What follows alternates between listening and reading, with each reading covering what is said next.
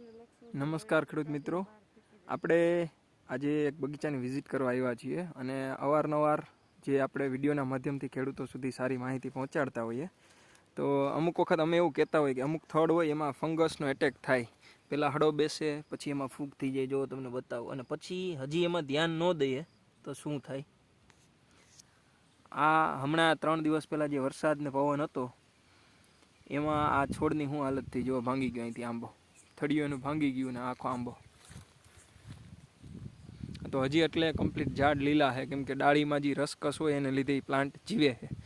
પણ તમારો આંબો હોય એના થળિયામાં ઇન્ફેક્શન થાય તો પહેલાં ફર્સ્ટ ટાઈમ છે ને ફાટે, આંબાનું થડ હોય એ પહેલાં ફાઇટ પડે એમાં, પછી હજી ધ્યાન ન દો મહિનો 3-4 મહિના એટલે આ ટાઈપની ફૂગ થાય. આ સફેદ કલરની ફૂગ છે. આને કંટ્રોલ કરવા માટે બોર્ડેક્સ પેસ્ટ વાપરવાનું હોય. બોર્ડેક્સ પેસ્ટ કેમ બનાવવું એના માટે અમારા નિષ્ણાંતનો સંપર્ક કરી શકો. એક નંબર નોંધો, 97 231 35 955, 97 231 35 955. આ એના પછી કેવો સ્ટેજ આવે કે આ ફંગસ છે એ એના મૂળિયા ઉતારીને અંદરથી આમાંથી ખોરાક ઉપાડે અને એ અંદરથી આપણા થડને ખરાબ કરે, અને પછી ગુંદરે નીકળે. જુઓ, આ પેરેલલ પ્રોસેસ છે બધી. આ ગુંદર નીકળે, આ હળી ગયો, અને અંદરની જો હાલત જુઓ, આમાં એમાં કાંઈ વધવા નથી, એટલું ફંગસનો અટેક છે.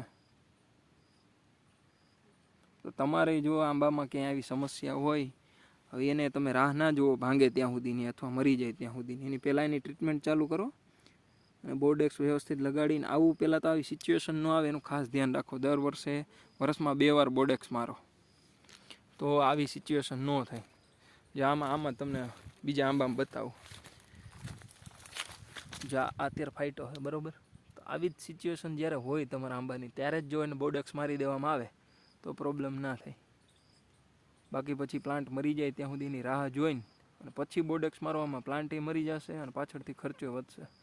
આંબાની આવી જ અવનવી વિશેષ માહિતી માટે અમારી ચેનલને લાઈક અને સબસ્ક્રાઈબ કરો, જેથી તમને તરત જ અમારા વિડીયો મળી રહે. તમારા એવા મિત્રો જેમને આંબાનું વાવેતર હોય એમને અત્યારે જ આ વિડીયો શેર કરો. જય હિન્દ, જય ભારત, જય ગૌ માતા. ધન્યવાદ.